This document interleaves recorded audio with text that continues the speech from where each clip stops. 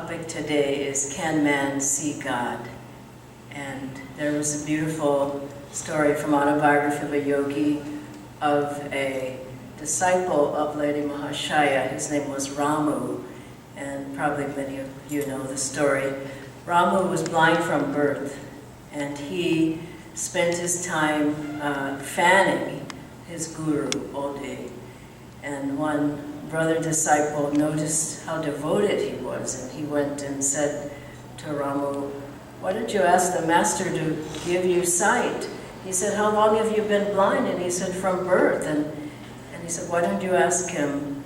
And he said, "How can I ask him for that? He's given me everything." And so the other disciple kept chiding him to ask Lady Mahashaya. And so he went and he asked him, and Lady Mahashaya says, "Someone has put me in an uncomfortable position. I don't have any power." And Ramu said, "Yes, Master, but the divine is flowing through you, and he's all powerful." He says, "Well, that's different." So he said, "Take the name of Rama every day and say it over and over as japa." And he said, "Say it for 7 days." And this was his most beloved deity or saint. And so after 7 days, lo and behold, Ramu's eyes were healed and he could see. And such a beautiful story, because the guru gives the divine sight. And you know, he had sight anyway within his consciousness, but his guru also gave him the ability to see. And for all of us, if it's inner sight, if it's outer sight, if it's whatever, it comes from God, it comes from the Master. And to be able to see God, that comes through the Guru and through His grace, and of course through our own openness and receptivity. The topic, as I said, is, can man see God? The answer is no. Can God be seen? The answer is yes. But with our mortal eyes, we can't see God. But with our divine sight, with the openness of the child of God and the child of the gurus, yes, we can see God. And as Devi Ji was saying this week at the talk we had on Thursday night, that Divine Mother has said, look to the beam, look to the projection of the light that's going into, like this beautiful talk of Masters where, you know, he says, am I dead or am I alive? It's neither. You're the light this way or that way. And we think, well, this is happening and oh, my body and oh, my health and oh, my finances and my family, and the child has to pass the grades in school and on and on. It's all projecting from the light. And if we can get the source of the light, get to the source of the light, then we will be able to see beyond the things that we see in this world. I told you all this at one point, but I'll say it again because it's in brief. I, at one point, had a very dark night, a nightmare, just some weeks ago. And the wonderful thing about these teachings are that you can get above just about anything. We have like a big toolkit. And we have so many tools and techniques and practices that you can get above just about any delusion that you're having. And this was a heavy energy, and I just prayed to Master. I just took his name and repeated, "Master, help me, Master." I just called to him, and I was able to go back to sleep. What was so wonderful was then the light came. So there was this heavy darkness, and then just flip side of it came. And there was the Swamiji blessing everybody. It was completely filled with light. And I realized that darkness, it has no power over the light. But we choose where you're going to stand in the darkness or you want to stand in the light. And we have the ways now to stand in the light. Before we wanted to stand in the light, but we didn't know how to get over there. But now we do. And seeing God in everything and all creation, and there's this reading that I gave today, but you know, it just, if you can see from the divine vision, you begin to see even in the midst of horrible things, even in the midst of of death, even in the midst of great sorrow, in the midst of great tragedy, which everybody in this room has gone through various things in our lives. But still again, there's a light there. I awake in thy light. Every day I'm awakening in thy light. I'm joyful, I'm free. That should be the devotee's affirmation every day, no matter what, that I awake. As I meditate, as I practice Kriya, as I chant, as I come to the Satsang, as whatever I do, I'm awakening, And you see in the eyes of the devotee, they become more and more beautiful, more and more soft and free and shiny, and the face becomes more filled with joy. And sometimes I feel myself, I think of something funny, and I realized some years back, not that many years ago, but I realized I'm a joyful person. And I feel joy a lot. And I thought about my birth and growing up, and I was always very happy. And then, for a time it got lost. You probably experienced, I got lost as I got lost in delusions, and I want this, and I have this, and I'm mad about that, and the ups and downs, and the roller coaster ride, and the moods, but just a little while ago, I remembered it. I've been on this path some years, but just a few years ago, I thought, I'm happy. I'm a happy person. And everybody can say that. Underneath everything, if you take the covers away, you peel away all the things that you're not, underneath there, you see this is a soul that's just bubbling with joy. And Master said, whatever little bubble of joy you experience, blow on it, expand it, make it happen. Instead of, I'm mad, People go through so many emotions. When up under there's just this little voice saying, but remember, you're joyful, you're free, you're awakening every day in light. How beautiful. And as we do that, we begin to see God everywhere. We were in Singapore, I told you all, just last week with Jyotishan Devi and G, and we went to the botanical gardens there. We went to the orchid garden. If you haven't seen that, it's worth going just to see that. But all the orchids, the flowers are just talking to you. I love flowers. They're just talking, and they're so happy in their faces, and the trees. And you look up in the sky last night. We were looking at the stars, and you go to the ocean, the seaside, and how can somebody sit there and see God? It's just he's everywhere. And Master, he would see everything as light. And he said, I see you all, and everything is just glimmering light. He said, you don't know how beautiful you are, and everything it's just filled with light. And then we close our eyes and we see darkness. Guruji said, you live in a self-created darkness. Wow. Self-created, meaning you don't have to be there. But some people kind of like it there, but it's gloomy. It's no fun at all. So it's a self-created darkness. And if you look to the beam within, you'll go above that and you say, no, that's not my reality. That's not who I am. These limitations aren't who I am. And then we begin to see that there's light in everything. And we see it from here, from the spiritual eye. And you remember the story of Guruji when he was a boy and his little friend, when it was, I don't know if it was a special holiday, but they wanted to see Krishna. Was it the birth of Krishna, birthday of Krishna? Anyway, they wanted to see Krishna. So Master says, okay, I'm staying up all night. He could have loved that. Just immediately, I'm staying up all night.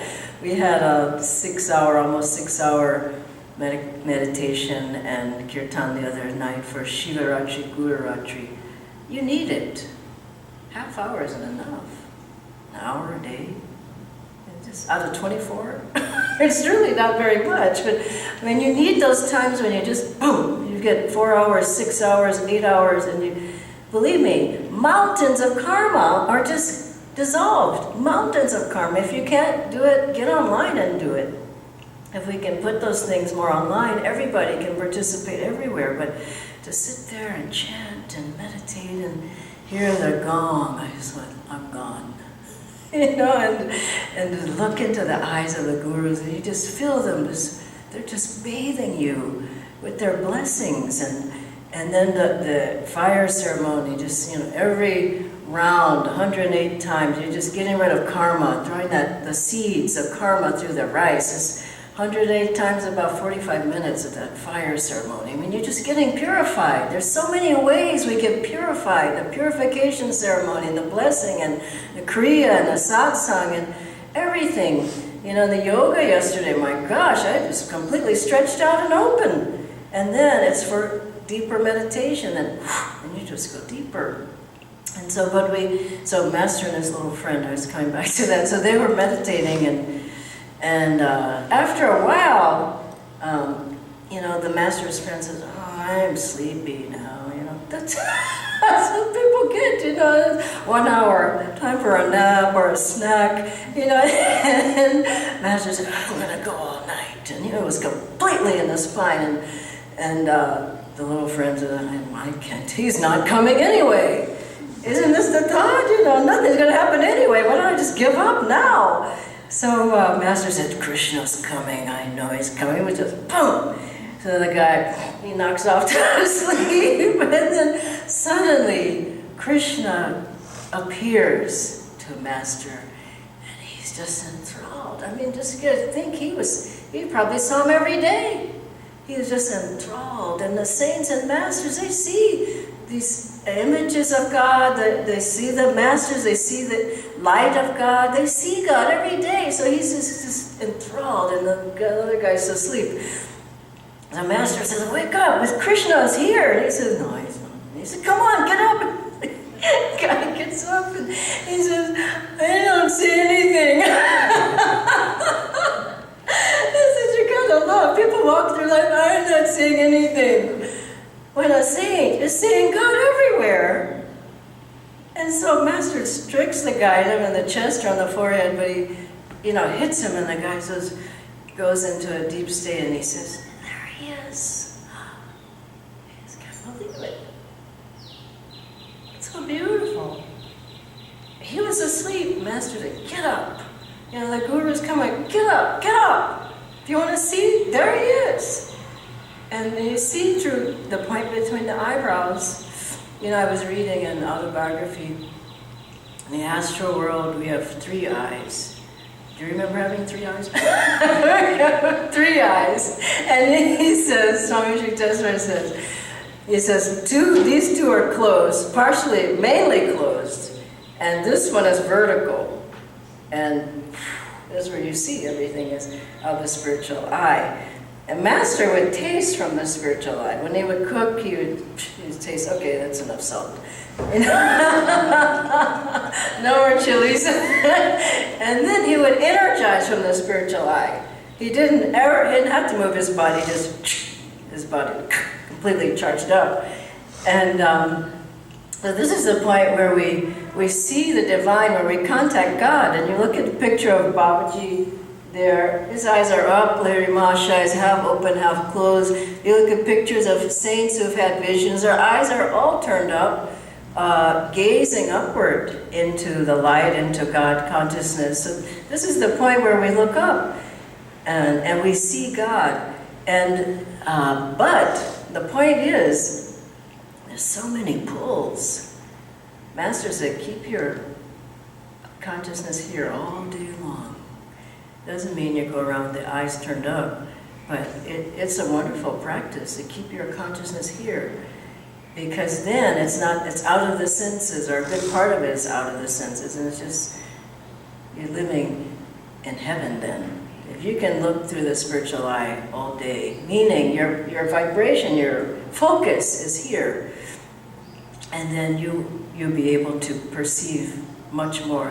Anyway, I was at the mall the other day, and I just was, who was with me? Tushti at the Ambiance Mall. And I just thought, my God, look at the times that we're living in. There are so many pulls to pull you out of your spine, out of the spiritual life. Look at the stores are all pulling the colors, you know, the mannequins they have are just, you know, and then the shoes and the high heels are like this. And, I mean, the person's really, I was on crutches once, honestly, because of the heels. Not recently, but they used to have these shoes, platform heels, and I mean, they were like this, and my ankle went, and I had to be on crutches for 2 weeks. It's not worth it. But I just was looking around and seeing all the pools everywhere, and Tushti and I looked at each other and we just said, thank God for Master and these teachings and Swamiji. I mean, we would just be like all these people, and all the people shopping with all the bags. They have more bags and more, and I gotta get a. They have these cars on display, and they're all shining up, and you gotta have that car. And the ladies on the way, get the car, you know. I just don't want any part of that anymore. It's not who I am, and it's not why I'm here. And the masters have come to say, don't go near it. Just be like Arjuna, straight shot. I see this, I see that. No, I don't see it. I'm going straight to God. That's so beautiful. And like Yandev said in the class yesterday, though some of you were there, he said, I would consider everything on this path to be pranayama. Because what does pranayama mean? It means to take your energy in and up. And it doesn't mean just a breathing technique. It means to draw the energy in and up. So he said every time you chant, it's like pranayama. Affirmations are pranayama. Singing in the choir is pranayama. Yoga postures are pranayama. Kriya yoga is pranayama. Hong Sa, Om technique, Satsang, Seva. It's all for the same purpose, in and up. And if I can keep my energy in and up, then nothing around me will touch me. And I will be in the consciousness of God. And there was a man, great soul, who was actually Master's foremost disciple, Rajasi Janakananda. And he found God in 3 years through Master's grace and his good karma and openness.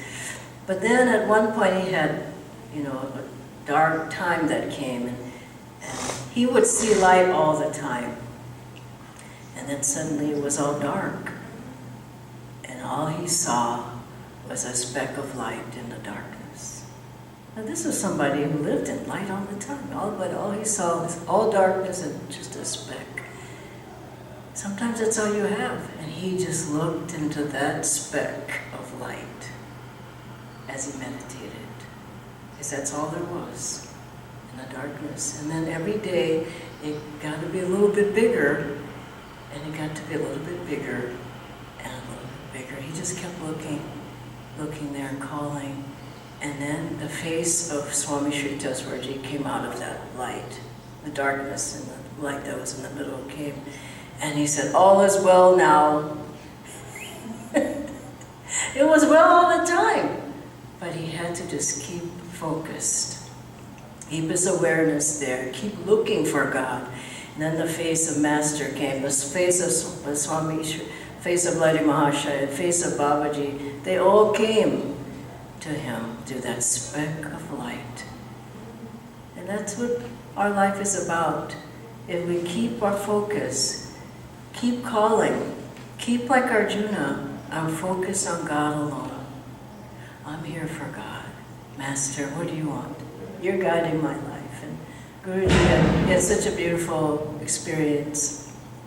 I'll close with this story. When he was a mere boy, he was an avatar way back. He found God many lives ago, and he came even as a mere boy. He was in deep states of God consciousness. He would go. There was one story I heard. He would go down to this some building where it had a deep basement. He would go down, and there was not even any air really. And he found a cave, a niche of a cave there. He would just go into breathlessness, and he'd just go for hours and hours. And so even as a boy, he was sitting one day on his bed. This is an autobiography of a yogi too, and he asked, "What's behind the darkness of closed eyes?" And suddenly this flash of light came and just enveloped him in light. And then out of the light were these yogis sitting. And he said, "Who are you?" Just what a wonderful vision. He said, "Who are you?" And they said, "We are the Himalayan masters." He said they were sitting in caves. He saw that vision. "We are the Himalayan masters." And he said, "Well, what was that light?" And then a voice said, one of the masters, or the voice from there said, "I am Ishvara. I am light." The master said, just as a boy, he said, "I want to be one with you." He just wanted to just leave everything and go and be with them. And that's, our soul wants that vision. We were with the Himalayan masters, and we still are. And they want to show us the light so we can go and be with them again.